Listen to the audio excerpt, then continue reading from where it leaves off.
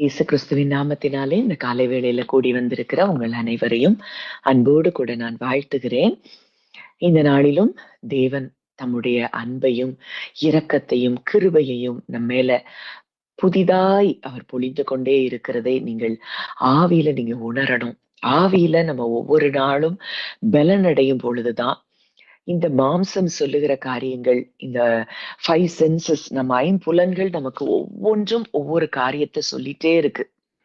இதுல இருந்தெல்லாம் நம்ம வெளிய வர்றதுக்கு நம்ம ஒவ்வொரு நாளும் அனுதினமும் ஆண்டவரிடத்துல ஜெபிக்க வேண்டிய ஒரு காரியம், நான் ஆவியில பலனடையணும். உள்ளான மனுஷன்ல நான் வல்லமையாய் பலனடையும்படி தேவனே எனக்கு கிருபை தாங்கன்னு சொல்லி ஒவ்வொரு நாளும் நம்ம ஜெபிக்கும் பொழுது நம்முடைய விசுவாசம் அது தானாய் பெருகும். ஆவியில பலனடைந்த இயேசு அங்க நம்ம பார்க்கிறோம். பிள்ளை ஆவியிலே வளர்ந்து ஆவியிலே பலனடைந்தது. ஆவியில அவர் பலனடைந்தபடியினாலதான் அவருடைய வாழ்க்கையில எந்த சூழ்நிலையிலும் அவர் பயத்துக்கு அவருடைய வாழ்க்கையில இடம் இல்ல. கவலைக்கு அவர் வாழ்க்கையில அவர் இடத்தை கொடுக்கல. ஏன்னா அவர் பரிபூரணமாய் பிதாவினுடைய அன்பை அவர் அறிந்து வைத்திருந்தார். அந்த ஆவியில அவருக்கு அந்த பலன் இருந்தபடியினாலே அவர் எல்லா சூழ்நிலைகளிலும் அவர் மனரம்யமாய் இருந்ததை நம்ம பார்க்கிறோம். அப்போ அந்த எல்லா சூழ்நிலைகளிலும் நம்ம மனரம்யமாய் இருக்கணும்னா நம்ம ஆவியில நம்ம பலன் அடைவது மிகவும் அவசியம். இந்த நாள்ல கூட தேவன் நமக்காக ஒரு வார்த்தையை அவர் நமக்கு தரப்போகிறார் என்பதை நான் நிச்சயமாய் விசுவாசிக்கிறேன். இன்னைக்கும் என் கூட ஆண்டவர் பேசிட்டே இருந்த ஒரு வார்த்தை தெபோராளை குறித்து.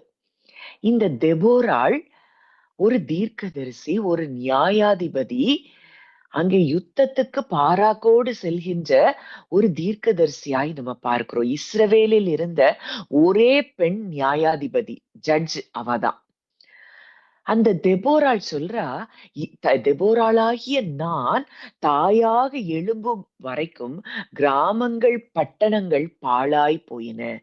இன்னைக்கு ஆண்டவர் நம்ம ஒவ்வொருவரையும் பார்த்து சொல்லுகிற வார்த்தை அதுதான். நம்ம தாயாய் எழும்பும் அளவும் கிராமங்கள் பட்டணங்கள் எப்படி கிடக்குதான்?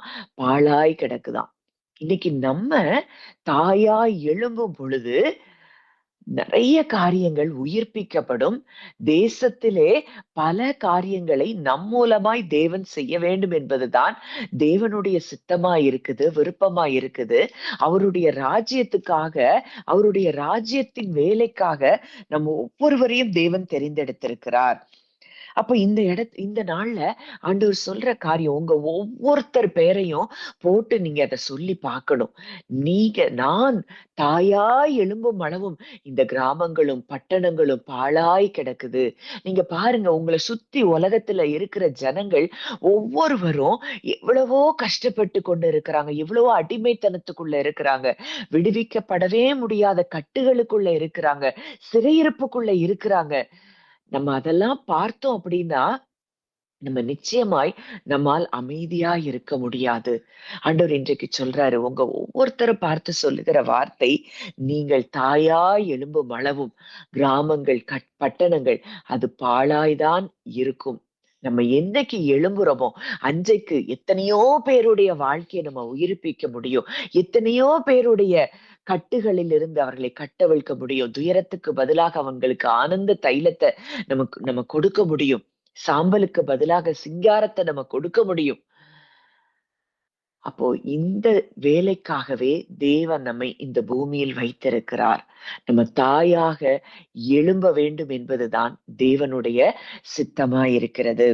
அப்போ இந்த தெபோராளை குறிச்சு முதல்ல கொஞ்சம் அவளுடைய லைஃப குறிச்சு தியானிச்சுட்டு அங்க நடந்த சம்பவங்களையும் நம்ம பார்க்கும் பொழுது தேவன் எவ்வளவு பெரியவர், அந்த தேவன் எவ்வளவு பெரியவர் என்பதை தெபோராள் அறிந்திருந்தாள். இதெல்லாம் அந்த தியானிக்க உங்களுக்கு புரியும். இன்னைக்கு நீங்க தாயாக எழும்பணும்னா இந்த குவாலிட்டிஸ் நமக்கும் நிச்சயமாய் இருக்க வேண்டும். அப்போ இந்த தெபோராள் வாசிக்கலாம். நியாயாதிபதிகள் 4வது அதிகாரம் 4வது வசனம். நியாயாதிபதிகள் 4:4. அக்காலத்திலே லபிதோத்தின் மனைவியாகிய தெபோராள் என்னும் தீர்க்கதரிசியானவள் இஸ்ரவேலை நியாயம் விசாரித்தாள். இவ யாரு? லபிதோத்தின் மனைவியாகிய தெபோராள் என்னும் தீர்க்கதரிசியானவள் இஸ்ரவேலை நியாயம் விசாரித்தாள் அல்லது இஸ்ரவேலை வழி நடத்தினாள். ஒரே நம்ம நீங்க நியாயாதிபதிகள் புஸ்தகத்திலே நீங்க வாசித்தீங்கன்னா எத்தனையோ நியாயாதிபதிகள் வந்தாங்க. ஆனா இஸ்ரவேல் அந்த நியாயாதிபதிகள்ல ஒரே பெண் நியாயாதிபதி யாருன்னு பார்த்தா இந்த தெபோரா. இந்த தெபோராள் தேவனுடைய சத்தத்தை தெளிவாய் கேட்கிறவளா இருந்தா. ரொம்ப கிளியரா அக்யூரேட்டா அவருடைய சத்தத்தை கேட்கிறவளா இருந்தாள். அவள் ஏதோ மனித ஞானத்துல அவ என்ன செய்யல, நடத்தப்படல. அவள் வெளிப்பாட்டில் அவள் என்ன செய்கிறா, நடத்தப்படுகிறாள். தேவனுடைய வெளிப்பாட்டுல நடத்தப்படுகிறா. தேவனோடு கூட ஆழமான உறவுல அவள் ஐக்கியமாய் இருக்கிறாள். அவளுடைய அந்த தலைமைத்துவம், அந்த அந்த நியாயாதிபதி அவன் நியாயம் விசாரிக்கிற அந்த ஒரு தலைமை இடத்துல இருக்கிறான்னா அது தேவனோடு இருக்கிற அந்த உறவுல இருந்துதான் அவர்களை வழி நடத்துகிறதை நாம் பார்க்கிறோம். இன்றைக்கு மனுஷீகத்துல நம்ம ஒரு நாள் என்ன செய்யக்கூடாது, செயல்படக்கூடாது. தெபோராளாகிய நாம் நம்ம குடும்பத்தை வழி நடத்துறோம், நம்ம பிள்ளைகளை வழி நடத்துறோம், இல்ல நமக்குன்னு தேவன் தந்திருக்கிற ஜனங்களை நம்ம வழி நடத்துகிறோம் அப்படின்னா அது எப்படி இருக்கணும், தேவனோடு கூட இருக்கக்கூடிய அந்த உறவில், அந்த அன்புல அத நிறைந்து அவருடைய சத்தத்தை நம்ம தெளிவாய் கேட்டு வழி நடத்துகிறவர்களாய் இருக்கும் பொழுதுதான் அந்த ஜனங்கள் விடுவிக்கப்படுவாங்க. அவருடைய கட்டுகளில் இருந்து அவர்கள் கட்டவிழ்க்கப்படுவாங்க. சத்ருவினுடைய திட்டங்கள் நம் மூலமாய் அவர்கள் வாழ்க்கையில முறியடிக்கப்படுகிறதை நாம் பார்க்க முடியும். வாசிக்கலாம். ஆமோஸ் 3வது அதிகாரம் 7வது வசனம். ஆமோஸ் 3:7.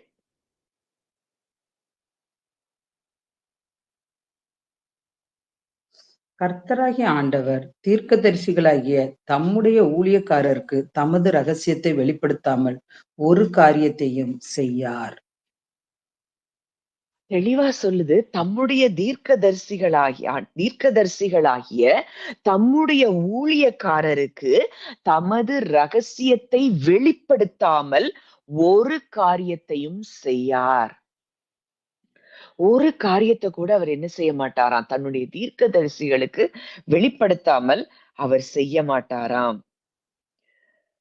அங்க நம்ம பார்க்கிறோம் ஏசாயா 46:10 அந்தத்தில் உள்ளவைகளை ஆதி முதற்கொண்டும் இன்னும் செய்யப்படாதவைகளை பூர்வ காலம் முதற்கொண்டும் அறிவிக்கிறேன். இன்னும் என்ன நடக்கும், அடுத்து என்ன நடக்க போகுது அப்படிங்கிறத இதுவரைக்கும் ஆதி முதற்கொண்டும் இன்னும் செய்யப்படாதவைகளை பூர்வ காலம் முதற்கொண்டும் அறிவிக்கிறேன்.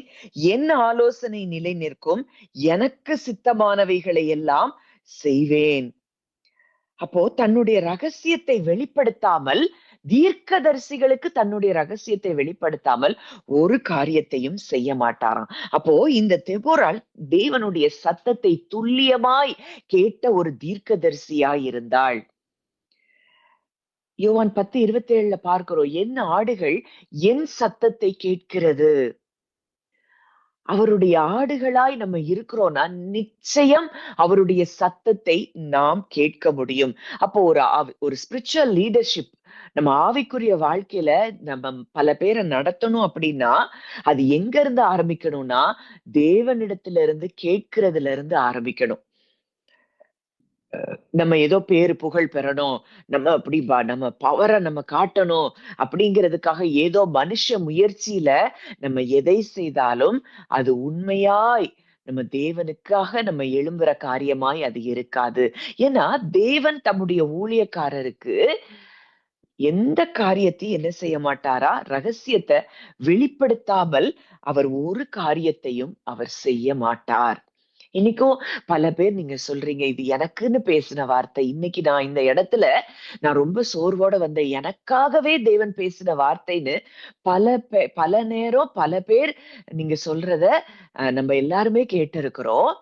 அப்ப இதற்கு காரணம் என்னன்னா தேவன் தம்முடைய ஜனங்களுடைய இருதயத்தை அவர் அறிந்திருக்கிறார். உங்க ஒவ்வொருவருடைய ஹார்ட்டையும் அவர் அறிந்திருக்கிறபடியினாலதான் அவர் அந்த வார்த்தைகளை இந்த இடத்துல அவர் பேசுகிறார். எப்போ நான் பேசுறேன், ஒரு ஒரு ஒரு மனுஷன் நான் பேசுறேங்கிறத நீங்க அப்படி நினைச்சீங்கன்னா, அந்த வார்த்தையில இருக்கிற பலனை நம்ம பெற்றுக்கொள்ள முடியாது.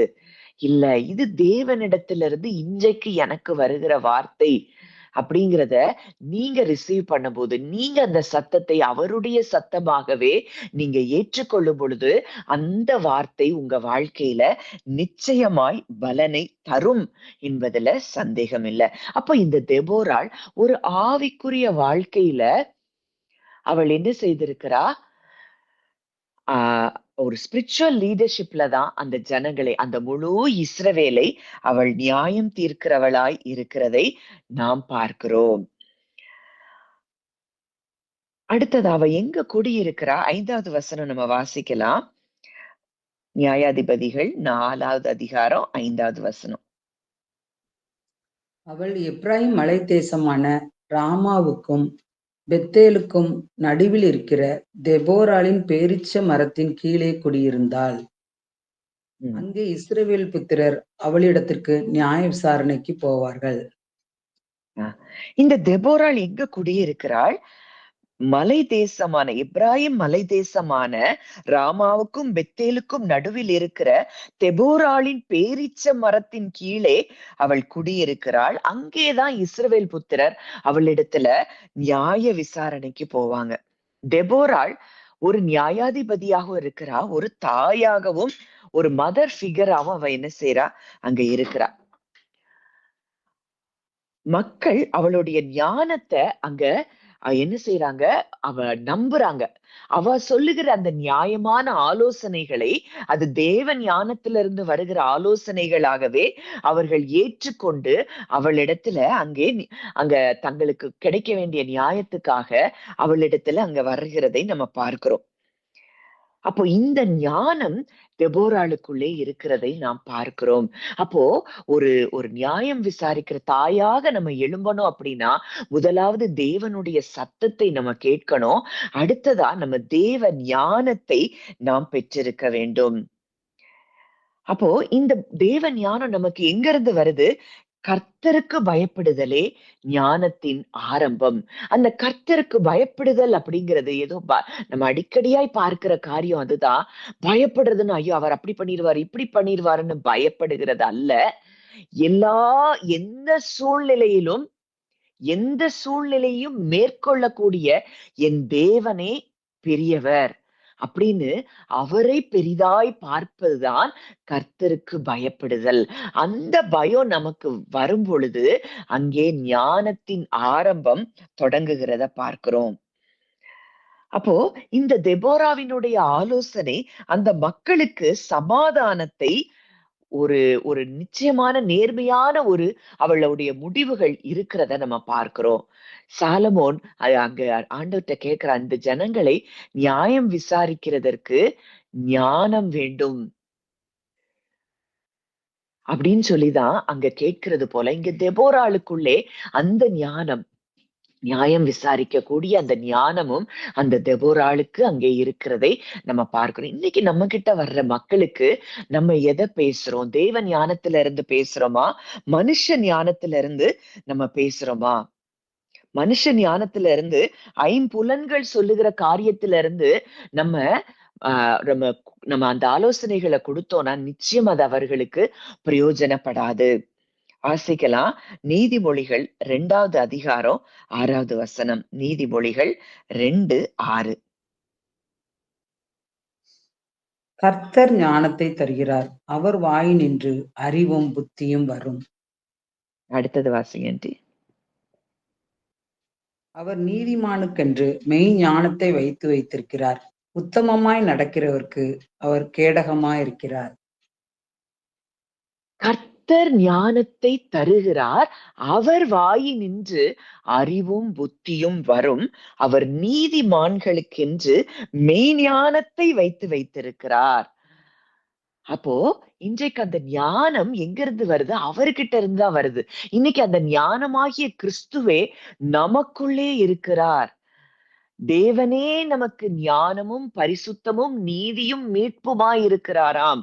அந்த ஞானம் எப்ப நமக்குள்ள இருந்து செயல்படும் அப்படின்னா, அவரோடு கூட இருக்கிற உறவுல நம்ம பலப்பட ஆவியில அவரோடு கூட இருக்கிற உறவுல நம்ம ஐக்கியமாகும் பொழுது இந்த ஞானத்தை நாம் பெற்றுக்கொள்கிறோம். உங்கள்ட்ட நீங்க நீங்க சாதாரணமா தான் பேசுவீங்க. ஆனா அது மிகப்பெரிய ஒரு சொல்யூஷனை ஜனங்களுக்கு கொடுக்கிறதா இருக்கும்.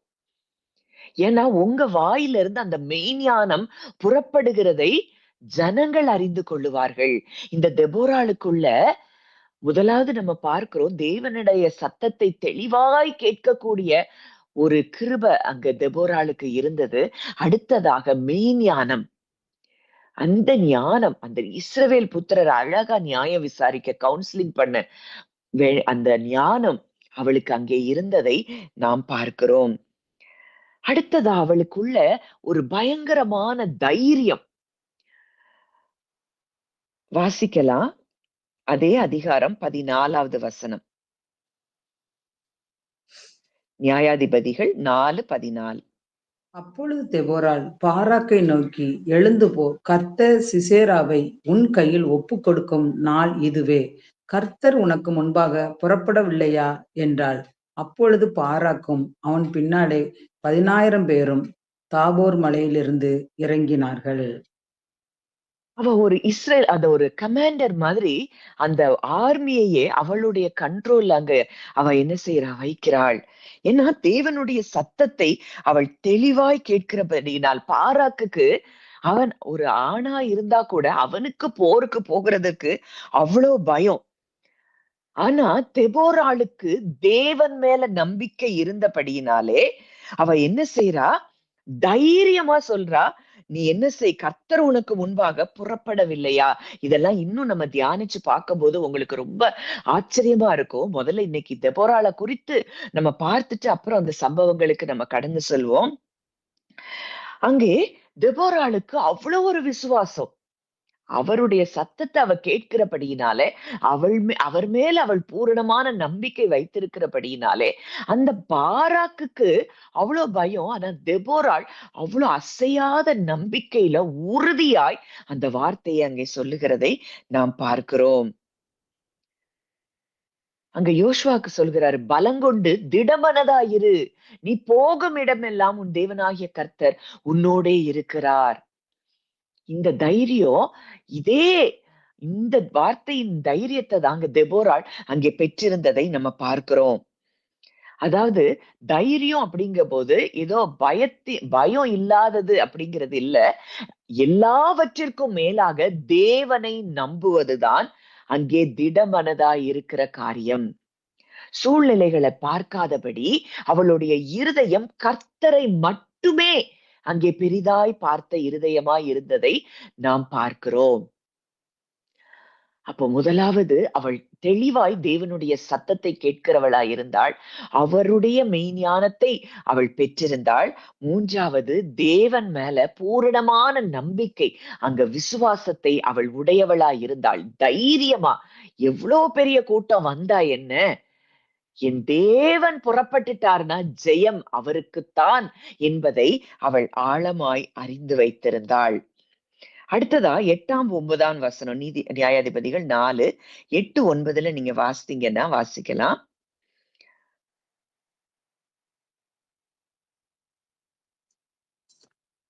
அதற்கு பாராக், நீ என்னோடு கூட வந்தால் போவேன், என்னோடு கூட வராவிட்டால் நான் போக மாட்டேன் என்றான்.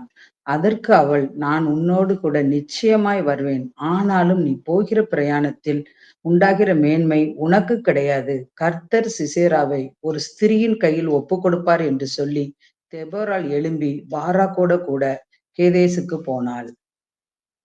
இங்க இந்த பாராக் யுத்தத்துக்கு போறதுக்கு யார கூப்பிடுறான்? தெபோராள கூப்பிடுறான். அப்ப எந்த அளவுக்கு அவளுக்குள்ளே ஒரு தைரியமும் விசுவாசமும் அங்கே இருந்திருக்குது. ஏன்னா பாராக் சூழ்நிலைகளை பார்க்கிறான், தெபோராளாய் தேவனை மட்டுமே பார்க்கிறாள், தேவனுடைய வார்த்தையை மட்டுமே பார்க்கிறாள். ஆனாலும் கூட அவ பாராக்க குற்றம் சாட்டாதபடி அங்க சொல்றா, நான் உன்ன சொல்றேன், நீ போக மாட்டேங்கிற, அதனால உனக்கு கிடைக்க வேண்டிய மேன்மை ஒரு பெண்ணுக்கு கிடைக்கும் அப்படின்னு சொல்லிட்டு, ஆனா கூட அவனுக்காக அந்த பாராக்கோடு கூட அவளும் போகிறதை நாம் பார்க்கிறோம். அப்போ இல்ல நீதான் போகணும், நான்லாம் வர முடியாது அப்படிலாம் சொல்லல. பாராக்கு அவ அந்த அந்த வார்த்தை, உனக்கு கிடைக்க வேண்டிய மேன்மை இன்னொரு ஸ்திரீக்கு கிடைக்கும் அப்படின்னு சொல்லிட்டு, அவனுடைய விருப்பப்படி அவளும் அவனை பலப்படுத்தும்படியாய் அவனோடு கூட அவள் கடந்து போகிறதை நாம் பார்க்கிறோம். அவ என்கரேஜ் பண்றா, இன்ஸ்பயர் பண்றா, அவனை பலப்படுத்தும்படியாய். அவனுக்கு தைரியம் யார் மேல இருக்கு? தெபோராள் மேல இருக்கு. அவனை படைத்த தேவனை விட இந்த தெபோராள் நம்ம கூட வந்துட்டா நம்ம நிச்சயம் ஜெயிப்போம். தெபோராள் அவன் கூட இருக்கிறத அவன் எப்படி உணர்றான்? ஒரு பலமாய் அவன் உணர்கிறான். இன்றைக்கு நம்ம தெபோராளாய் எழும்பணும்னா, நாமும் மற்றவர்களை பலப்படுத்துகிறவர்களாய், தைரியப்படுத்துகிறவர்களாய், மனம் பதறுகிறவர்களை பார்த்து நம்ம என்ன செய்யணுமா? பயப்படாதிருங்கள் அப்படின்னு சொல்லணுமா? ஏசாயால இருக்கு. அப்போ அந்த வேலைய நம்ம செய்யும் பொழுதுதான் நாமும் தெபோராளாய் நம்ம எழும்ப முடியும். அப்படி எழும்பும் பொழுதுதான் நம்முடைய தேசத்துல கிறிஸ்துவின் ராஜ்யத்தை நாம் பரப்ப முடியும். தேவனுடைய ரகசியத்தை நாம் கேட்கிறவர்களாய், அவருடைய மெய்ஞானத்தை நம்ம பெற்றவர்களாய், நம்ம தேவன் மேல மாத்திரமே பூரண நம்பிக்கையும் விசுவாசமும் உடையவர்களாய், மற்றவர்களை பலப்படுத்துகிறவர்களாய் நாம் இருக்க வேண்டும். அது மாத்திரம் அல்ல, அந்த யுத்தத்துல ஒரு பெரிய ஜெயம் கிடைக்குது. அவ என்ன செய்றா? தேவனை பாடி அவள் துதிக்கிறதை பார்க்கிறோம். வாசிக்கலாம். நியாயாதிபதிகள் 5வது அதிகாரம் 1, 2. அந்நாளிலே தெபோராலும் அபினோகாமின் குமாரன் பாராக்கும் பாடினதாவது, கர்த்தர் இஸ்ரவேலுக்காக நீதியை சரிக்கட்டுதலின் நிமித்தமும் ஜனங்கள் மனப்பூர்வமாய் தங்களை ஒப்பு கொடுத்தது நிமித்தமும் அவரை ஸ்தோத்திரியுங்கள். அங்க பாடல பாடுறா, கர்த்தர் இஸ்ரவேலுக்காக நீதியை சரிக்கட்டினது நிமித்தமும் ஜனங்கள் மனப்பூர்வமாய் தங்களை ஒப்பு கொடுத்தது நிமித்தமும் அவரை ஸ்தோத்தரியுங்கள். சங்கீதம் 115 பார்க்கிறோம், எங்களுக்கு அல்ல கர்த்தாவே, எங்களுக்கு அல்ல, உம்முடைய நாமத்திற்கே மகிமை உண்டாக செய்யும். அப்போ அவ பாடுற பாடல்லையும் அங்க தேவனை மகிமைப்படுத்துகிறா. தன்னுடைய ஞானத்தை குறித்தோ, தான் தேவனோடு இருக்கிற ஐக்கியத்தினாலதான் இந்த பெரிய வெற்றி கிடைத்தது என்பதை குறித்தோ அவள் பாடாதபடி அவ யார மேன்மைப்படுத்துகிறா? தேவனை அங்கே மேன்மைப்படுத்துகிறதை பார்க்கிறோம். உண்மையான தலைவர்கள் தங்களுக்கு பேர் புகழை அவங்க என்ன செய்ய மாட்டாங்க? ஏற்றுக்கொள்ள மாட்டாங்க. அவங்களுக்கு மகிமையும் கனத்தையும் அவர் கொடுப்பாரு. ஆனா கூட அவங்க ஹார்ட் எப்படி இருக்கும்னா, ஹம்பிளா இருக்கும், தாழ்மையா இருக்கும். அவங்க தேவன் தான் இதை செய்தார் என்பதை அங்க என்ன செய்வாங்க? தாழ்மையாய் அவர்கள் சொல்லுவார்கள். அங்க பெருமை அவர்களுடைய உள்ளத்துல இருக்காது. நான் செஞ்சதுனால, நான் சொன்னதுனால, நான் பேசுனதுனால, நான் உங்களுக்கு கவுன்சிலிங் கொடுத்ததுனால அப்படிங்கிற அந்த பெருமை அவர்களிடத்தில் இருக்காது.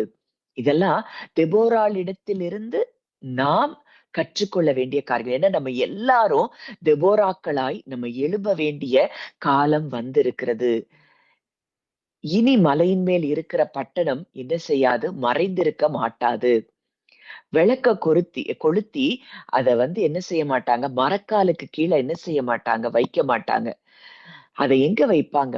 அந்த மேஜைக்கு மேல வைக்கும் போதுதான் அது பிரகாசமாய் ஒளி கொடுக்கும். அப்படி ஒளி கொடுக்க வேண்டிய நாட்களுக்குள்ள நாம் வந்திருக்கிறோம். எழும்பி பிரகாசி, உன் ஒளி வந்தது, கர்த்தருடைய மகிமை உன்மேல் உதித்தது.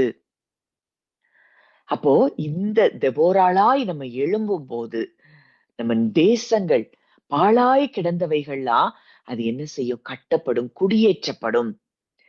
இப்படிப்பட்ட ஒரு செயலுக்காக இப்படிப்பட்ட காரியங்களை நம் மூலமாய் தேசத்துல தேவன் செய்யும்படியாக நம்மை தெரிந்தெடுத்திருக்கிறார். நீங்க ஒவ்வொருத்தரும் சொல்லணும். நீங்க உங்க ஒவ்வொருத்தரை பார்த்துதான் ஆண்டவர் சொல்றாரு, தெபோராளாகிய நீ தாயாய் எழும்பும் அளவும் கிராமங்கள் பட்டணங்கள் பாழாய் போயின.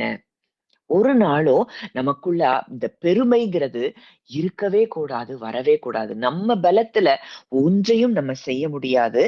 அவருடைய பலத்தினாலதான் நாம் எதையும் செய்ய முடியும். அடுத்ததா பார்க்கிறோம், இவள் இவ்வளவு பெரிய தீர்க்கதரிசி, இவ்வளவு பெரிய ஆவியில பலப்பட்டு இருந்த ஒருவள், அவள் எப்படி இருக்கிறாள்? தாயாகவும் இருக்கிறாள். அது எதை குறிக்குது? ஒரு ஆவிக்குரிய ஒரு தாய்ங்கிற ஸ்தானத்துல அங்க இஸ்ரவேல் மக்கள் அவளை பார்க்கிறதை நம்ம பார்க்கிறோம். ஒரு தாய் என்ன செய்வா? எப்பவும் தன் பிள்ளைகளை போஷிக்கிறதுலயும் பாதுகாக்கிறதுலயும் அவள் முதலிடம் கொடுப்பா. அதே போலதான் இந்த தெபோராளிடத்துல அந்த குணம் இருந்ததை நாம் பார்க்கிறோம். அவளுடைய ஸ்ட்ரென்த் எப்படி இருக்கு? அது ஹார்ஷா இல்ல. அவங்கள அவங்கள ரொம்ப முரட்டுத்தனமாலாம் அவள் வழி நடத்தல. அவள் அன்பு நிமித்தம் அவளுடைய அந்த அந்த ஸ்பிரிச்சுவல் அத்தாரிட்டி, ஆவிக்குரிய அதிகாரம், அது எதுல ரூட்டா இருக்குதுன்னா, அன்புல ரூட்டா இருக்குது. ஒரு தாய் தேற்றுவது போல நான் உங்களை தேற்றுவேன் அப்படின்னு தேவன் சொன்ன அந்த வார்த்தையின்படி அவ என்ன செய்யறா? அந்த இஸ்ரவேல் ஜனங்களை ஒரு தாய் தேற்றுவது போல அவள் என்ன செய்கிறாள்? அவள் தேற்றுகிறாளாம். அப்போ இப்படிப்பட்ட ஒரு தெபோராக்களாய் இந்த காலகட்டத்துல நாம் ஒவ்வொருவரும் எழும்ப வேண்டியது அவசியமாய் இருக்கிறது. அப்போ இந்த தெபோராளை போல நம்ம என்ன செய்யணும்? எழும்ப வேண்டும். நம்ம இந்த பேக்ரவுண்ட இன்னைக்கு ஆராய்ந்து பார்க்க போறோம். வாசிக்கலாம். நியாயாதிபதிகள் 4வது அதிகாரம் 1 முதல் 3வது வசனம். ஏகூத் மரணமடைந்த பின்பு இஸ்ரேல் புத்திரர் திரும்ப கர்த்தரின் பார்வைக்கு பொல்லாப்பானதை செய்து வந்தார்கள். ஆகையால் கர்த்தர் அவர்களை அத்சோரில் ஆளுகிற யாபின் என்னும் கானானியருடைய ராஜாவின் கையிலே விற்று போட்டார். அவனுடைய சேனாதிபதிக்கு சிசேரா என்று பெயர். அவன் புறஜாதிகளுடைய பட்டணமாகிய ஆரோசேத்திலே குடியிருந்தான். அவனுக்கு 900 இருப்பு ரதங்கள் இருந்தது. அவன் இஸ்ரவேல் புத்திரரை 20 வருஷம் கொடுமையாய் ஒடுக்கினான். இஸ்ரேல் புத்திரர் கர்த்தரை நோக்கி முறையிட்டார்கள். கொஞ்சம் நல்லா இந்த வார்த்தைகள் எல்லாம் நீங்க கவனிக்கும் போது தேவன் எவ்வளவு பெரிய மகிமையான காரியத்தை அங்கே செய்தார் என்பதை நம்ம பார்க்க முடியும். இங்க ஏகூத் அங்கே மரணம் அடைந்த பிறகு, அந்த நியாயாதிபதி மரணம் அடைந்த பிறகு இஸ்ரவேல் புத்திரர் திரும்பவும் கர்த்தரின் பார்வைக்கு பொல்லாப்பானதை செய்யறாங்க. திரும்பவும் விக்கிரக வழிபாடுகளுக்கு போயிருக்கிறாங்க. தேவனுக்கு பிரியமில்லாத காரியத்தெல்லாம் அங்க செய்கிறபடியினாலே அங்க யாபீன் அப்படிங்கிற கானானியருடைய ராஜாவின் கையிலே விற்று போட்டார். அவனுடைய சேனாதிபதிக்கு தான் சிசரா என்று பெயர். அவன் எங்க குடியிருக்கிறான்? அரோசேத்துல குடியிருக்கிறான். அவனுக்கு 900 இரும்பு ரதங்கள் இருந்தது. அவன் இஸ்ரவேல் புத்திரரை 20 வருஷம் கொடுமையாய் ஒடுக்கினான். இந்த சிசரா என்ன செய்யறானா? 900 இரும்பு ரதங்கள் அவனுக்கு இருக்கிறபடியினாலே அவன் கொடுமையா 20 வருஷம் அங்கே ஒடுக்கினான். இஸ்ரவேல் புத்திரர் இப்பொழுது கர்த்தரை நோக்கி முறையிடுகிறார்கள். அவனுடைய ஒடுக்குதலை அவங்களால தாங்க முடியல. இந்த 900 இரும்பு ரதங்கள்னு ஏன் சொல்லப்பட்டிருக்கு? இந்த இரும்பு ரதங்கள் இருக்கிறவங்களை யாராலையும் ஜெயிக்க முடியாதான். வாசிக்கலாம். நியாயாதிபதிகள் 1வது அதிகாரம் 19வது வசனம். அது ஏன் அந்த இரும்பு ரதங்களை குறித்து அங்கே சொல்லப்பட்டிருக்குதுங்கிறத நம்ம தியானித்து பார்ப்போம். நியாயாதிபதிகள் 1:19. கர்த்தர் யூதாவோடு கூட இருந்ததினால் மலை தேசத்தாரை துரத்தி விட்டார்கள். பள்ளத்தாக்கின் குடிகளுக்கு இருப்பு ரதங்கள் இருந்தபடினால் அவர்களை துரத்தக்கூடாமல் போயிற்று. இரும்பு ரதங்கள் இருக்கும்போது அங்க என்ன செய்யலையா? அவங்கள துரத்த கூடாமல் போயிட்டான். அந்த அளவுக்கு அந்த இருப்பு ரதங்கள் இருந்ததுன்னா அவங்களுக்கு என்ன செய்ய முடியல? அந்த அந்த ஜனங்களை துரத்த முடியாது. அந்த இரும்பு ரதங்கள் ஒரு பெரிய பலனாய் சிசராவுக்கு இருந்தது. இந்த இஸ்ரவேல் ஜனங்களும் கர்த்தருடைய பார்வைக்கு பொல்லாப்பானதை செய்தபடியினால் அவங்களுக்கு இருப்பு ரதங்கள் இருக்கு. நம்ம எப்படி இவங்களை மேற்கொள்ள முடியுங்கிற பயமும் இவர்களுக்கு உள்ளே இருக்குது.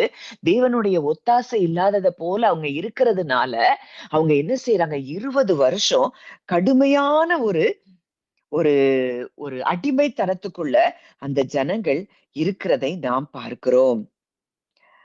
அப்போ இது காரணம் என்ன? இரும்பு ரதங்கள் காரணம் அப்படின்னு ஒரு பக்கம் அங்க பாடுற மாதிரி. ஒருவேளை தேவனுடைய ஜனங்களை தவிர மற்றவங்களுக்கு அந்த இரும்பு ரதங்கள் அது மிகப்பெரிய பலமா இருக்கலாம்.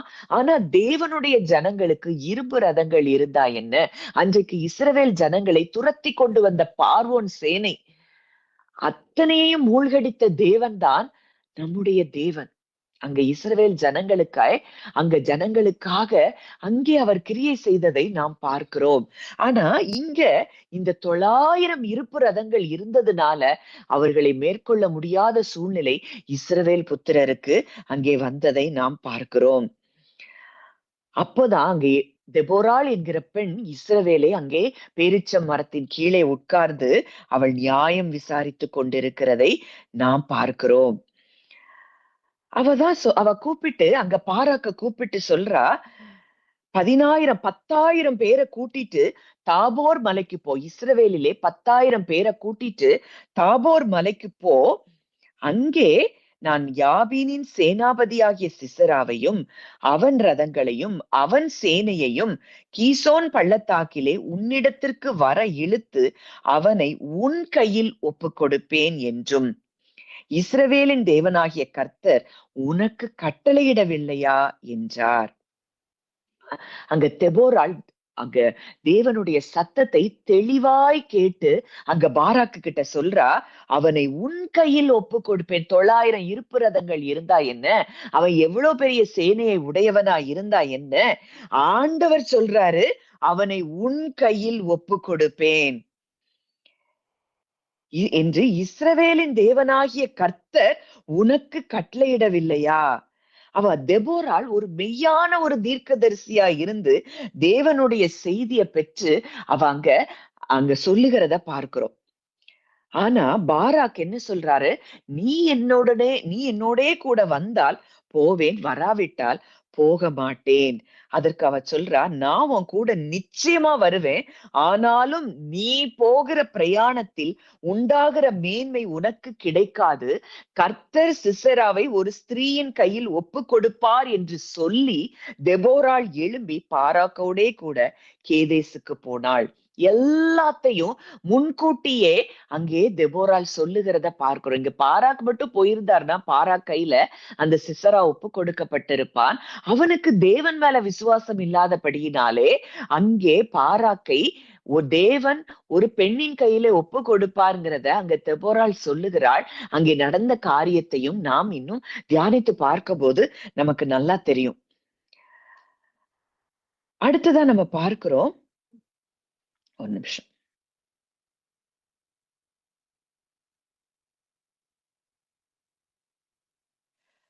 அடுத்ததா, அப்பொழுது பாராக் செபுலோன் மனுஷரையும் நப்தலி மனுஷரையும் கேதேசுக்கு வரவழைத்து தன்னை பின் செல்லும் 10,000 பேரோடே போனான். தெபோராளும் அவனோடே கூட போனாள். இந்த 10,000 பேரையும் கூட்டிட்டு தெபோராளும் அங்க பாராக் போறான். பாராக் கூட தெபோராளும் அவனோடு கூட அங்கே போகிறதை நாம் பார்க்கிறோம். அங்க கேனேனியனாகிய ஏபேர் என்பவன் மோசேயின் மாமனாகிய ஓபாபின் புத்திரராய் இருக்கிற கேனியரை விட்டு பிரிந்து கேதேசின் கிட்ட இருக்கிற சானாயும் என்னும் கர்வாலி மரங்கள் அருகே தன் கூடாரத்தை போட்டிருந்தான்.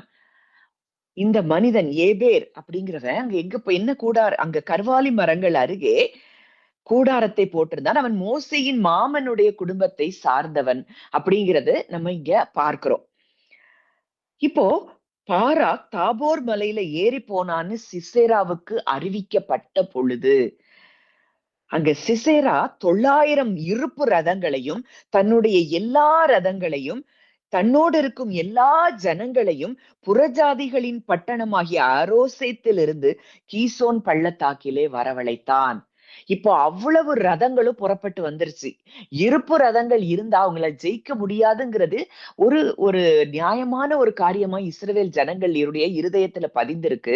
இப்ப இந்த 900 இருப்பு ரதங்களோட தான் அவன் என்ன செய்யறான், சிசரா புறப்பட்டு வருகிறான். 900 இருப்பு ரதங்கள் மாத்திரம் அல்ல, தன்னுடைய எல்லா ரதங்கள், தன்னோடு இருக்கிற எல்லா ஜனங்கள் எல்லாவற்றிலையும் எல்லாரையும் கூட்டிக் கொண்டு அவன் பள்ளத்தாக்குல வரவழைக்கிறான். அப்போ தெபோராள் சொல்லுகிறா, பாராக்க பார்த்து சொல்றா, எழுந்து போ, கர்த்தர் சிசராவை உன் கையில் ஒப்பு கொடுக்கும் நாள் இதுவே. கர்த்தர் உனக்கு முன்பாக புறப்படவில்லையா என்றாள். அப்பொழுது பாராக்கும் அவன் பின்னாலே 10,000 பேரும் தாபோர் மலையிலிருந்து இறங்கினார்கள். அவ தெளிவா சொல்றா, கர்த்தர் உனக்கு முன்பாக புறப்படவில்லையா? அப்போ ஒரு யுத்தம், இவன் 900 இருப்பு ரதங்களை வச்சிருந்தானே, எவ்வளவு பெரிய பெரிய ஒரு ஜனக்கூட்டத்தை அவன் வைத்திருந்தால் என்ன, எத்தனை வெப்பன்ஸ் அவன்கிட்ட இருந்தா என்ன, இன்னைக்கு முன்னாடி யார் புறப்பட்டிருக்கிறா? கர்த்தர் புறப்பட்டிருக்கிறார். இன்னைக்கு லிட்ரலா நம்முடைய வாழ்க்கையில இன்றைக்கு யாரும், எந்த மனிதர்களும் நமக்கு எதிரானவர்கள் அல்ல. ஆனா நமக்கு எதிராய் இருக்கக்கூடிய அத்தனை சூழ்நிலைகளுக்கும் எதிராய் கர்த்தர் நமக்காக அவர் புறப்பட்டிருக்கிறார் என்பதை நாம் அறிந்து கொண்டால் நம் வாழ்க்கையில அத்தனை சூழ்நிலைகளிலும் நாம் ஜெயம் பெற முடியும். ஒண்ணு அறியணும், இங்க தெபோராள் சொல்ற, கர்த்தர் உனக்கு முன்பாக புறப்படவில்லையா? நீங்க நினைக்கிறீங்க உங்க யுத்தத்தை நீங்க தான் செய்றீங்க, நான் தான் போராடுறேன், நான் தான் ஜெபிக்கிறேன், நான் நினைக்கிற வரைக்கும் நீங்க போராடிட்டே இருக்கணும். கர்த்தர் எனக்கு முன்பாக அவர் புறப்பட்டிருக்கிறார். எனக்கு எதிராக இருக்கிற அத்தனை சத்துருவின் திட்டங்களையும் கர்த்தர் முறியடிக்கிறார் அப்படிங்கிறத நீங்க அறிந்து கொள்ளும் பொழுது அங்கே உங்களுக்கு ஜெயம் உண்டாகிறதை நீங்கள் பார்க்க முடியும். வாசிக்கலாம் சில வசனங்களை. யோசுவா 5வது அதிகாரம் 13-15. யோசுவா 5:13-15.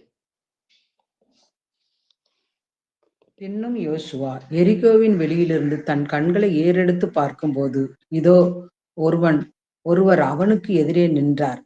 உருவின பட்டயம் அவர் கையில் இருந்தது. யோசுவா அவரிடத்தில் போய், நீர் எங்களை சேர்ந்தவரோ எங்கள் சத்துருக்களை சேர்ந்தவரோ என்று கேட்டான். அதற்கு அவர், அல்ல, நான் கர்த்தருடைய சேனையின் அதிபதியாய் இப்பொழுது வந்தேன் என்றார்.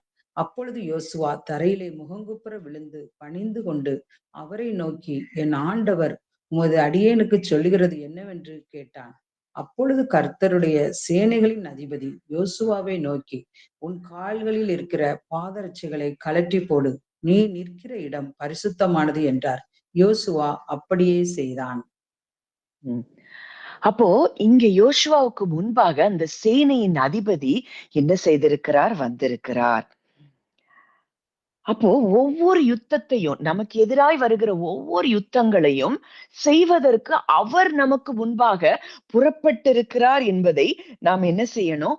அறிந்து கொள்ள வேண்டும். அவர் சேனையின் அதிபதியாய் இருக்கிறார். உங்களுக்கு எதிராய் இருக்கிற எந்த சூழ்நிலைகளாய் இருந்தாலும் அவர் சேனையின் அதிபதியாய் உங்களுக்கு முன்பாக புறப்பட்டிருக்கிறார் அப்படிங்கிறத நீங்க அறிந்து கொண்டீங்கன்னா, அறிந்து கொள்றது மட்டும்தான் நம்ம வேலை, அதை விசுவாசிக்கிறது மட்டும்தான் நம்ம வேலை. அந்த காரியத்தை ஜெயமாய் மாற்றி தருவது அது அவருடைய வேலையாய் இருக்கிறதை நாம் பார்க்கிறோம். நம்ம அடுத்ததா ஒரு வசனம், யோசுவா 23வது அதிகாரம் 3வது வசனம். யோசுவா 23:3. உங்கள் தேவனாகிய கர்த்தர் உங்களுக்கு முன்பாக இந்த சகல ஜாதிகளுக்கும் செய்த யாவையும் நீங்கள் கண்டீர்கள். உங்கள் தேவனாகிய கர்த்தர் தாமே உங்களுக்காக யுத்தம் பண்ணினார்.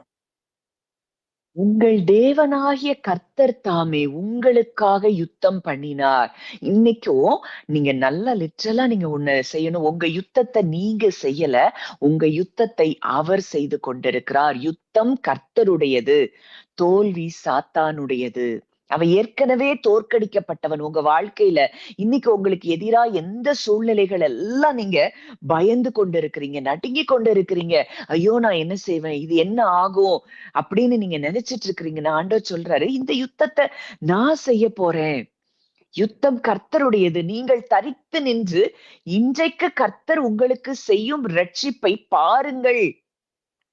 அவர்தான் நமக்காக யுத்தம் படுவார், அவர்தான் நம்மளை ரட்சிப்பார், அவர்தான் நம்மளை விடுவிப்பார். இன்றைக்கு அந்த கர்த்தர் இன்றைக்கு நமக்கு முன்பாக அவர் புறப்பட்டிருக்கிறார். இன்றைக்கு ஆண்டவர் நமக்கு ஒவ்வொருவர் கூடயும் லிட்ரலா அந்த வார்த்தையின் மூலம் அவர் பேசி கொண்டிருக்கிறார். அடுத்ததா ஒரு வசனம், 2 சாமுவேல் 5வது அதிகாரம் 24வது வசனம். 2 சாமுவேல் 5:24. முசுக்கட்டை செடியின் நுனியிலே செல்லுகிற இரைச்சலை நீர் கேட்கும்போது சீக்கிரமாய் எழும்பிப்போ. அப்பொழுது பெலிஸ்தரின் பாளையத்தை முறியடிக்க கர்த்தர் உனக்கு முன்பாக புறப்பட்டிருப்பார் என்றார். இந்த கர்த்தர் நமக்கு முன்பாக புறப்பட்டிருக்கிறார்னா 900 இருப்பு ரதங்கள் இருந்தா என்ன, 10,000 இருப்பு ரதங்கள் இருந்தா என்ன, அந்த எதிரான சூழ்நிலைகள் எவ்வளவு பலம் நிறைந்ததா இருந்தா என்ன, கர்த்தர் நமக்கு முன்பாக அவர் புறப்பட்டிருக்கிறார் என்பதை நாம் அறிந்து கொள்ளும் பொழுது நம் வாழ்க்கையின் அத்தனை சூழ்நிலைகளிலும் நாம் எதை பார்க்க முடியும்? ஜெயத்தை நாம் பார்க்க முடியும். அடுத்து அங்க பார்க்கிறோம், அங்கே கர்த்தர் சிசராவையும் அந்த எல்லா ரதங்களையும் சேனை அனைத்தையும் பாராக்குக்கு முன்பாக பட்டய கருக்கினால் கலங்கடித்தார். சிசரா ரதத்தை விட்டு இறங்கி கால்நடையாய் ஓடி போனான். அவர் கலங்கடிக்கும் போது அவருக்கு முன்பாக எந்த பலம் வாய்ந்த சக்திகளும் நிற்க முடியாது. இந்த 900 இரும்பு ரதங்கள்ங்கிறது ஒரு மிகப்பெரிய சக்தியாய் காணப்படுகிறது.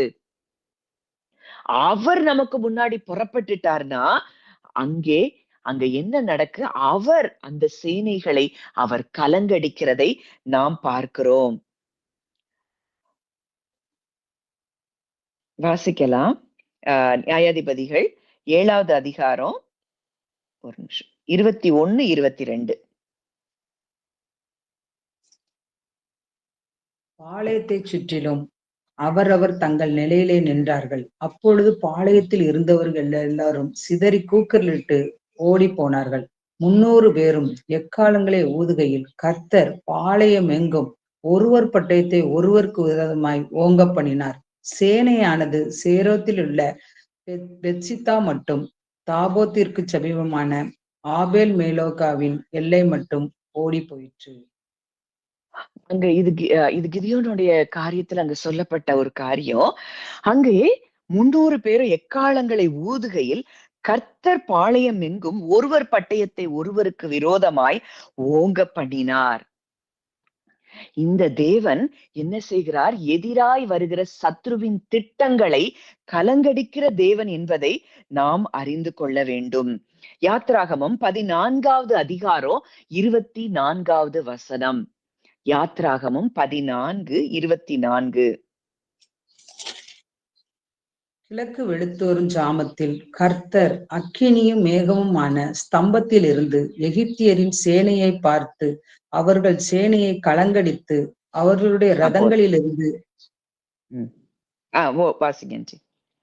உருளைகளை கழலவும் அவர்கள் தங்கள் ரதங்களை வருத்தத்தோடு நடத்தவும் பண்ணினார். கர்த்தர் அந்த இஸ்ரவேல் ஜனங்களுக்கு முன்பாக அவர் சென்று அந்த இஸ்ரவேல் ஜனங்களுக்கு இப்போ எகிப்து பின்னாடி துரத்திட்டு வர்றாங்க. அந்த கர்த்தருடைய தூதனவன் முன்னாக சென்றவர் இப்பொழுது பின்னாக சென்று அங்க என்ன செய்கிறார்? எகிப்தியரின் சேனையை பார்த்து அவர்கள் சேனையை கலங்கடிக்கிறார். இன்னைக்கு மறுபடியும் நான் அதைதான் சொல்றேன். நீங்க ஏதோ மனிதர்களை தான் அவர் கலங்கடிக்கிறார், இது பழைய ஏற்பாட்டின் காலத்துல அந்த இஸ்ரவேல் ஜனங்களை வழி நடத்துவதற்காக அவர்களோடு உடன்படிக்கை செய்ததின்படி தேவன் வழி நடத்துகிறார். இன்றைக்கு யாரும் நமக்கு எதிராளிகள் அல்ல. நமக்கு எதிராளியா இருக்கிறவன் ஒரே ஒருவன், அவன் சத்ருவானவன் மாத்திரம்தான். அவனுக்குடைய எல்லா வல்லமையும் அவர் உறிஞ்சு எடுத்துட்டாரு. ஒருவேளை இன்றைக்கு அதை அறியாதபடி இருக்கிறதுனால வாழ்க்கையில பல போராட்டங்களுக்குள்ள நீங்க இருக்கலாம். ஆனால் இன்றைக்கு அந்த போராட்டங்களை, அந்த சத்ருவை, உங்களுக்கு எதிராய் வந்ததோ அதை எல்லாம் கலங்கடிக்கிற தேவன் நம்முடைய தேவன் என்பதை நீங்கள் அறிந்து கொள்ள வேண்டும். அங்க 1 சாமுவேல் 7வது அதிகாரம் 10வது வசனம். ஏன் இதை நம்ம தியானிக்கிறோம் அப்படின்னா, நீங்க புரியணும், நம் தேவன் நம் சார்பில் அவர் எவ்வளவு செயல்படுகிற தேவன் என்பதை நீங்கள் அறிந்து கொள்ள வேண்டும். 1 சாமுவேல் 7வது அதிகாரம் 10வது வசனம். சாமுவேல் சர்வாங்க தகன பலிகளை செலுத்துகையில் பெலிஸ்தர் இஸ்ரவேலின் மேல் யுத்தம் பண்ண நெருங்கினார்கள். கர்த்தர் மகா பெரிய இடி முழக்கங்களை பெலிஸ்தர் மேல் அந்நாளில் முழங்க பண்ணி அவர்களை கலங்கடித்ததினால் அவர்கள் இஸ்ரவேலுக்கு முன்பாக பட்டு விழுந்தார்கள். கர்த்தர் மகா பெரிய இடி முழக்கங்களை பெலிஸ்தர் மேல் அந்நாளிலே முழங்க பண்ணி அவர்களை கலங்கடித்ததினால், ஒவ்வொரு இடத்திலும் அவர் ஒவ்வொரு மாதிரி தன்னுடைய ஜனங்களுக்கு எதிராய் வருகிற சேனைகளை அவர் கலங்கடிக்கிறத நம்ம பார்க்கிறோம். இந்த இடத்துல இடி முழக்கங்களை பெலிஸ்தர் மேல் முழங்க பண்ணி அவர்களை கலங்கடிக்கிறாராம். அப்போ இவ்வளவு பெரிய தேவன் நம்ம கூட இருக்கும் போது நம்ம உன்னை பார்த்து பயந்துட்டு இருக்கிறோம். ஆண்டவர் சொல்றாரு, நான் உனக்கு முன்பாக புறப்படவில்லையா? நான் உனக்கு எதிராய் வந்த எல்லாவற்றையும் நான் கலங்கடிப்பேன். அப்படிங்கிறது தான் தேவனுடைய அங்க வார்த்தையா இருக்கிறது. இன்னும் 1-2 வசனங்களை பார்த்திடலாம். 2 ராஜாக்கள் 7வது அதிகாரம் 6வது வசனம்.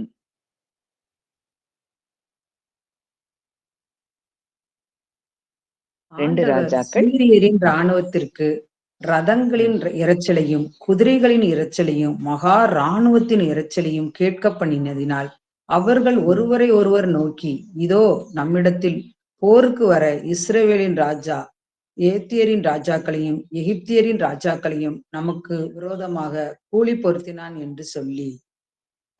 இங்க என்ன நடக்குது? இங்க அங்க இடி முழக்கங்களை கேட்க பண்றாரு. இங்க என்ன செய்யறாரு? ராணுவத்திற்கு ரதங்களின் இரைச்சல், குதிரைகளின் இரைச்சல், மகா ராணுவத்தின் இரைச்சலை அவங்க காதுக்கு மட்டும் கேட்க பண்ணுகிறார். எவ்வளவு வல்லமையுள்ள தேவன்! தன்னுடைய ஜனங்களை அவ்வளவு வைராக்கியமாய் பாதுகாக்கிற தேவன், அந்த எதிரடையாய் வருகிற அந்த சேனைக்கு மாத்திரம் என்ன சத்தம் கேக்குது? ராணுவத்திற்கு ரதங்களின் இரைச்சல், குதிரைகளின் இரைச்சல், மகா ராணுவத்தின் இரைச்சலை கேட்க பண்ணினதினால் அவங்க என்ன பயம் வந்துட்டு, இஸ்ரவேலின் ராஜா, ஏத்தியரின் ராஜாக்கள், எகிப்தியரின் ராஜாக்கள் எல்லாரையும் நமக்கு விரோதமாய் கூலி பொருத்தினான்னு சொல்லி அவங்க என்ன செய்யறாங்களா? பயந்து அங்க என்ன செய்யறாங்க? ஓடி போகிறதை நாம் பார்க்கிறோம். அப்போ இதுதான் நம்முடைய தேவன். அவர் தம்முடைய அம்புகளை எய்து அவர்களை சிதறடிக்கிற தேவன். மின்னல்களை பிரயோகித்து கலங்க பண்ணுகிற தேவன். அப்போ இடி முழக்கங்களையும், அங்க குதிரைகளின் இரைச்சல், அங்க ரதங்களின் இரைச்சல், ராணுவத்தின் சேனையின் இரைச்சலை அங்கே கேட்கப்படுகிற தேவன், கலங்கடிக்கிற தேவன். இன்னைக்கு நீங்க உன்னை பார்த்து கலங்கிட்டு இருக்காங்க. ஆண்டவர் சொல்றாரு, இன்னைக்கு உன்னை கலங்க பண்ணுகிறதை நான் கலங்க பண்ணுகிற தேவன் என்பதை நீ அறிந்து கொள். இனி நம்மளை எதுவும் கலங்கடிக்க முடியாது. ஏன்னா நம்மை கலங்கடிக்கிறவைகளை அவர் கலங்கடிக்கிற தேவன் என்பதை இதன் மூலம், இந்த வார்த்தையின் மூலம் நாம் அறிந்து கொள்ள வேண்டும். அடுத்ததான் நம்ம பார்க்கிறோம், அங்க சேனை பாராக்கு துரத்திட்டு போறான். சிசராவின் சேனை எல்லாம் பட்டய கருக்குனால விழுந்தது. ஒருத்தன் கூட மீதியா இல்ல. சிசரா கால்நடையாக அந்த ஏபேரின் மனைவியினுடைய கூடார யாகேலுடைய கூடாரத்துக்கு வர்றான். அந்த யாகேல் வெளியே வந்து சிசராவுக்கு எதிர்கொண்டு போய், உள்ளே வாரும் என் ஆண்டவனேன்னு சொல்லி அவனுக்கு உள்ள ஒரு சமுக்காலத்தை போட்டு மூடுறா. அவளை பார்த்து, குடிக்க எனக்கு கொஞ்சம் தண்ணி தாகமா இருக்கிறேன்னு சொல்றப்போ ஒரு பால் துருத்தி அவனுக்கு குடிக்க கொடுத்து திரும்பவும் அவனை மூடி கூடார வாசல்ல நின்னு, யாராவது இங்க வர்றாங்களான்னு இருக்கிறாங்களான்னு உன்கிட்ட கேட்டா இல்லைன்னு சொல்லுன்னு அந்த சிசரா சொல்றான். அதுக்கப்புறம் அந்த கானானியன் ஏபேரின் மனைவி யாகேல் ஒரு கூடார ஆணியை எடுத்து தன் கையில சுத்திய பிடித்து மெல்ல அவன் அண்டையில் வந்து அவன் நெற்றியில அந்த ஆணியை என்ன செய்யறா? அடித்து போடுறா. அது உருவி போய் தரையிலே புதைந்தது. அவன் ஆயாசமா, அவன் டயர்ட்ல அவன் தூங்கி இருக்கிறான். தூங்குனதுலே அவன் என்ன செய்யறான்? செத்து போயிட்டான்.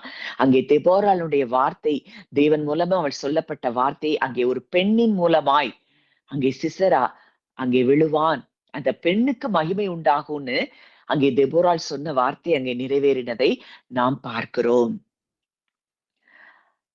அங்க பாராக் பயப்படுறான். ஆனா அந்த யாகேலுக்கு எந்த பயமும் இல்ல. அவனை கூப்பிட்டு அங்க தன்னை 20 வருஷம் அந்த சிசரா அந்த ஜனங்களை பயங்கரமா கொடுமைப்படுத்தி அடிமைப்படுத்தி கொண்டிருந்த அந்த சிசராவனுடைய முடிவு ஒரு பெண்ணின் கையில் இருந்ததை நாம் பார்க்கிறோம். இந்த இடத்துல 2 பெண்களுடைய ஒரு அந்த காரியத்தை நம்ம பார்க்கிறோம். தெபோராளையும் பார்க்கிறோம், யாகேலையும் பார்க்கிறோம்.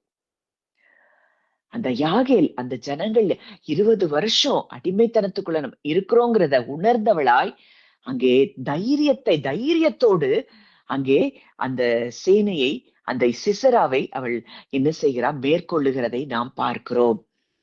அப்போ இன்றைக்கு இந்த பெண்களுக்கெல்லாம் இந்த தைரியம் இருக்குதுன்னா இன்னைக்கு இன்னைக்கு இதெல்லாம் நம்ம செய்ய போறது இல்லை. இதெல்லாம் நம்ம வாழ்க்கையில கிடையாது. எந்த மனிதர்களையும் நம்ம நம்ம எதிரிகளாய் நம்ம பார்க்க கூடாதுன்னு தான் தேவன் சொல்லுகிறார். உங்கள் சத்துருக்களை சிநேகியுங்கள், சபிக்கிறவர்களை ஆசீர்வதியுங்கள்னு சொல்றார்.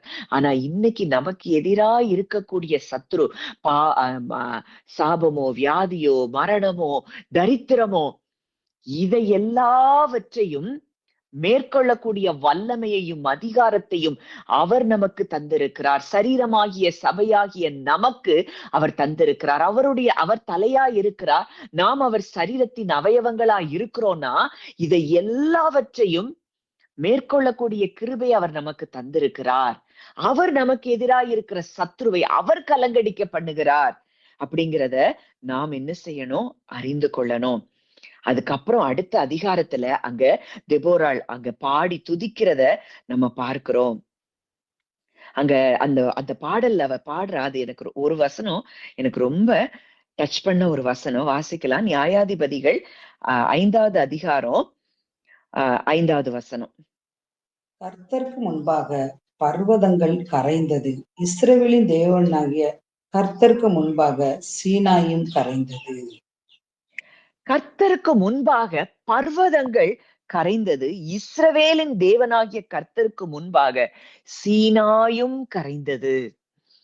அப்ப அவர் எழும்பிட்டாருன்னா நமக்கு எதிராக அவன் 900 இருப்புரதங்கள் வைத்திருந்தான்னு, எத்தனை இருப்புரதங்கள் இருந்தா என்ன, எவ்வளவு பெரிய பலமாய் அந்த சூழ்நிலையும் அந்த போராட்டங்களும் தெரிந்தா என்ன, கர்த்தர் நமக்கு முன்பாக புறப்பட்டு இருக்கிறார்னா அந்த போராட்டங்களை அவர் கலங்கடித்து கொண்டிருக்கிறார்ங்கிறத நீங்க அறிந்தா போதும், உங்க வாழ்க்கையில அனைத்து சூழ்நிலைகளிலும் நிச்சயம் நாம் ஜெயம் பெறுகிறவர்களாய் இருப்போம். அடுத்ததான் 7வது வசனத்துல அங்க பாடுகிறாள், தெபோராளாகிய நான் எழும்பும் அளவும் இஸ்ரவேலிலே நான் தாயாக எழும்பும் அளவும் கிராமங்கள் பாழாய் போயின, இஸ்ரவேலின் கிராமங்கள் பாழாய் போயின. இன்னைக்கு இந்த வார்த்தையை தான் தேவன் நம்ம ஒவ்வொருவரோடும் கூட அவர் இடைப்பட்டு தெபோராளின் மூலம் அநேக காரியங்களை நமக்கு அவர் கற்றுக் கொடுத்திருக்கிறார். இந்த தெபோராளை போல தைரியமாய் அவரை மாத்திரம் நம்புகிறவர்களாய், அவருடைய சத்தத்தை கேட்கிறவர்களாய், அவருக்குள் பலப்பட்டவர்களாய், தாயாய் மற்றவங்களை கம்ஃபர்ட் பண்றவங்களா, மற்றவங்களை திடப்படுத்துகிறவர்களாய், மற்றவங்களை பலவீனப்படுத்துகிறவர்களா நம்ம இருக்கக்கூடாது. சிலர்கிட்ட எல்லாம் நம்ம பேசணும்னா நம்ம இருக்கிற கொஞ்சம் பலனும் போயிரும். ஐயோ இது இப்படி இருக்கா, இது இப்படி அவங்களுக்கு நடந்தது, இப்படி வந்துருமே அப்படின்னு சொல்லி அந்த மாதிரி நீங்க வார்த்தைகளை கேட்டீங்க அப்படின்னா அப்படிப்பட்ட நபர்கள்ட்ட இருந்து நம் விலகி விடுவது நல்லது. நம்ம எப்பொழுதுமே பக்தி வைராக்கியத்துக்கு ஏற்ற வார்த்தைகளைத்தான் நம்ம என்ன செய்யணுமா? பேசணுமா? நம்முடைய பேச்சும் ஞானமும் மனுஷ ஞானத்திற்குரிய நயவசனம் உள்ளதாய் இருக்கக்கூடாதான். ஆவியினால் நம்முடைய வார்த்தைகள் ஆவியினாலும் பலத்தினாலும் உறுதிப்பட்டதாய் அது இருக்கணுமா?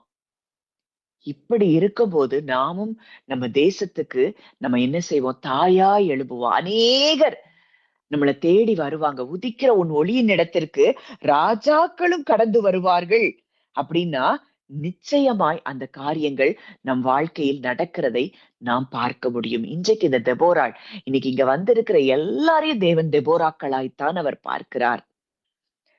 ஒரு பெண்ணாய், ஒரே ஒரு இஸ்ரவேல்ல நியாயம் விசாரிக்கிற ஒரே பெண்ணாய் அவள் இருந்திருப்பாள்னா இன்றைக்கும் தேவன் நம்ம ஒரு கூட்டமா இந்த இடத்துல வந்திருக்கிறோம்னா நம்ம ஒவ்வொருவரையும் தேவன் அவருடைய வல்லமையினாலும் அவருடைய பலத்தினாலும் நம்ம இடைக்கட்டிருக்கிறார். இன்றைக்கு நமக்கு முன்பாக அவர் புறப்பட்டு இருக்கிறார். இன்றைக்கு நமக்கு எதிராக இருக்கிற சேனைகளை அவர் கலங்கடிக்கிறார்.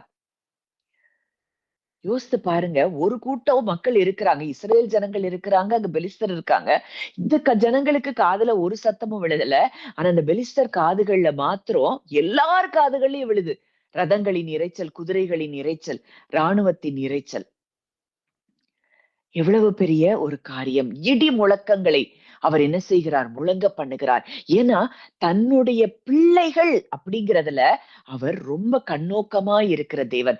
நம்மை கலங்கடிக்கிறதை, எந்த சூழ்நிலையோ எந்த காரியங்களோ நம்மை கலங்கடிக்கிறத பார்த்துட்டு அவர் சும்மா இருக்கிற தேவன் அல்ல. இதை நம்ம அறிந்து கொண்டோம்னா போதும். நம்ம தேவன் மேலேயும் பூரணமான நம்பிக்கை வைத்து தெபோராளை போல அவருடைய சத்தத்தை நாம் அதிகமாய் கேட்கிறவர்களாய் நாம் மாறுவோம். நம்ம இருதயம் எப்போ ரெஸ்ட்ல இருந்தாதான் அவருடைய சத்தத்தை கேட்க முடியும். மற்றவங்களை என்கரேஜ் பண்றவங்களா, விசுவாசத்துல உறுதிப்பட்டவர்களாய், தேவன் மேல பூரணமான நம்பிக்கை உள்ளவர்களாய் நாம் இருக்கிற பட்சத்துல இன்றைக்கு பூமிக்கு உப்பாய், உலகத்திற்கு வெளிச்சமாய் நாம் மாறுவோம் என்பதுல சந்தேகமில்லை. நம்ம ஜெபிக்கலாம். நல்ல தகப்பனே, நன்றியோடு உம்மை துதிக்கிறோம், ஸ்தோத்தரிக்கிறோம் அப்பா. அப்பா, இந்த காலை வேளையிலும் தெபோராளை குறித்து நாங்கள் தியானிக்க எங்களுக்கு நீர் கிருபை செய்தீரப்பா. இன்றைக்கு நாங்க இங்க வந்திருக்கிற எல்லாரையும் நீர் தெபோராக்களாய் பார்க்கிறதை நான் பார்க்கிறேன். தெபோராளாகிய நீ தாயாய் எழும்பும் அளவும் கிராமங்கள் பட்டணங்கள் பாழாய் போயின என்று சொன்னது போல அப்பா, இன்றைக்கு நாங்க எல்லாரும் எழும்பணுங்கிறது தான் உங்க விருப்பமா இருக்குது. உங்க மேல மாத்திர பூரண நம்பிக்கை வைக்கும்படி தேவன் எங்களை அழைக்கிறீரப்பா. உங்க சத்தத்தை நாங்கள் தெளிவாய் கேட்கிறவர்களாய் நாங்கள் மாற எங்களுக்கு உதவி செய்யுங்க. நீதிமான்களுக்கு மெய்ஞானத்தை நீர் வைத்து வைத்திருக்கிறீர். தம்முடைய தீர்க்கதரிசிகளுக்கு அறியாமல் ஒரு காரியத்தையும் அவர் செய்ய மாட்டார்னு சொல்லி நாங்க பார்க்கிறோம் அப்பா. நீங்க செய்ய மாட்டீங்கப்பா. எல்லா காரியத்தையும் எங்களுக்கு வெளிப்படுத்திட்டு தான் நீங்க செய்வேன்னு நீங்க சொல்லி இருக்கிறீங்கப்பா. அப்பா, அந்த கிருபைக்காக நாங்கள் உமக்கு நன்றி செலுத்துகிறோம் ஆண்டவரே.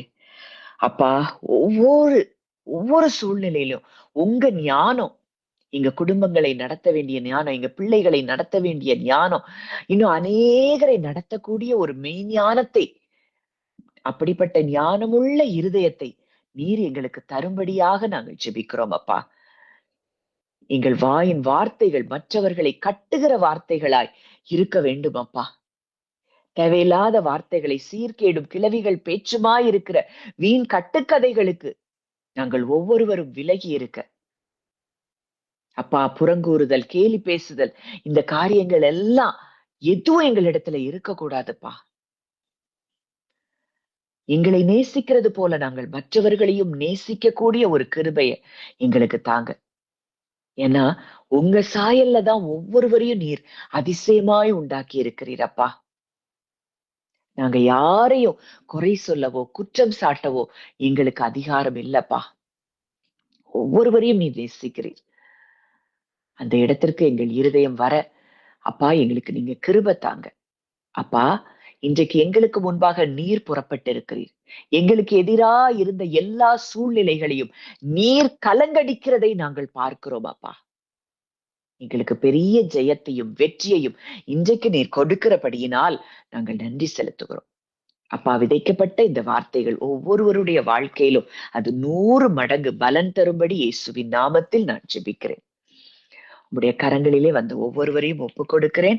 கர்த்தர் ஆசீர்வதித்து வழி நடத்தும். இயேசுவின் மூலம் கேட்கிறோம் ஜீவனுள்ள நல்ல பிதாவே, ஆமென்.